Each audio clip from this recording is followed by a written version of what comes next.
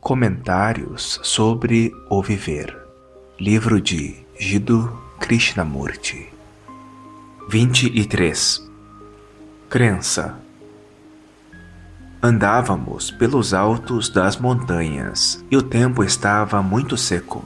Os regatos tinham silenciado, pois há muitos meses não chovia. Os pinheiros, alguns já mortos, se tornavam marrons. O vento errava entre eles. As montanhas se estendiam, dobra por dobra, até o horizonte. A maior parte dos habitantes selváticos se fora, em busca de pastos mais tenros e melhores. Só os esquilos e uns poucos gaios tinham ficado. Também outros pássaros menores, mas daqueles que estão calados durante o dia. Um pinheiro morto parecia caiado de branco, depois de muitos verões. Era belo, mesmo na morte, gracioso e robusto e sem mágoas. O solo era duro, os caminhos pedregosos e poeirentos. Ela declarou haver pertencido a várias sociedades religiosas, mas que afinal se tinha fixado numa. Trabalhara em prol da mesma, como conferencista e propagandista, praticamente no mundo inteiro. Abandonara a família, confortos e muitas outras coisas por causa dessa organização. Aceitara suas crenças, doutrinas e preceitos, seguira-lhe os líderes e se esforçava para meditar.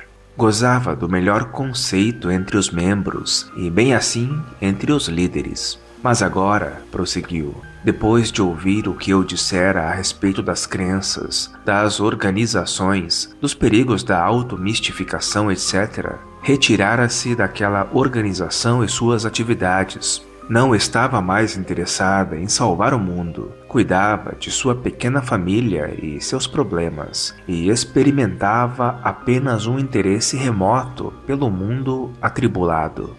Sentia-se inclinada à acrimônia, embora se mostrasse benévola e generosa, porque, dizia, sua vida tinha sido desperdiçada. Depois de tanto entusiasmo e tanto trabalho, que era ela? Que lhe havia acontecido? Por que se sentia tão embotada e cansada e, na sua idade, tão preocupada com coisas triviais? Como destruímos facilmente a delicada sensibilidade do ser. O incessante atrito e luta, as ansiosas fugas e temores, depressa insensibilizam a mente e o coração. E a mente astuciosa logo encontra substitutos para a sensibilidade da vida. Divertimentos, família, política, crenças e deuses tomam o lugar da lucidez e do amor. A lucidez se perde por causa do saber e da crença, e o amor por causa das sensações. A crença traz lucidez? A estreita prisão da crença traz a compreensão? Que necessidade há de crenças? Não obscurecem a mente já tão cheia de outras coisas? A compreensão do que é não exige nenhuma crença, porém percepção direta, que é estar diretamente cônscio, sem a interferência do desejo. É o desejo que produz a confusão, e a crença é o prolongamento do desejo. As atividades do desejo são sutis, e se não forem compreendidas, a crença irá aumentar o conflito, a confusão e o antagonismo. Outro nome da crença é fé, e a fé é também o refúgio do desejo. Voltamo-nos para a crença como um meio de ação. A crença nos comunica aquela força peculiar que procede da exclusão, e como os mais de nós estamos interessados em fazer coisas, a crença se torna uma necessidade. Sentimos que não podemos agir sem a crença, pois é a crença que nos dá alguma coisa pela qual viver e trabalhar. Para a maioria, a vida não tem outra significação senão aquela que a crença lhe dá. A crença tem mais significação do que a vida. Pensamos que a vida deve ser vivida no padrão da crença, porque, se não temos um padrão de certa espécie, como pode haver ação? Nossa ação se baseia em ideia ou é produto de ideia. A ação, pois, não é tão importante como a ideia.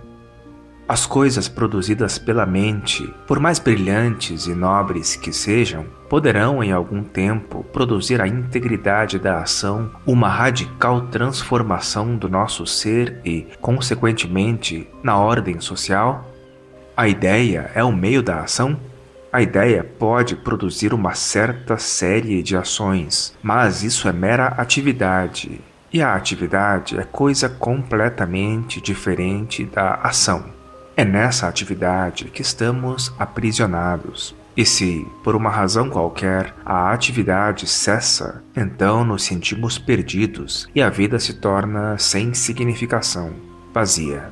Percebemos esse vazio, consciente ou inconscientemente, e por isso a ideia e a atividade se tornam sumamente importantes.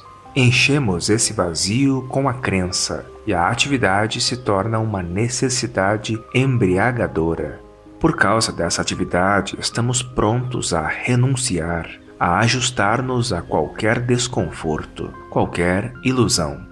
A atividade da crença é criadora de confusão, é destrutiva. Poderá, à primeira vista, parecer harmoniosa e construtiva, mas na sua esteira vem o conflito e a aflição. Qualquer espécie de crença, religiosa ou política, impede a compreensão das relações, e não pode haver ação sem essa compreensão.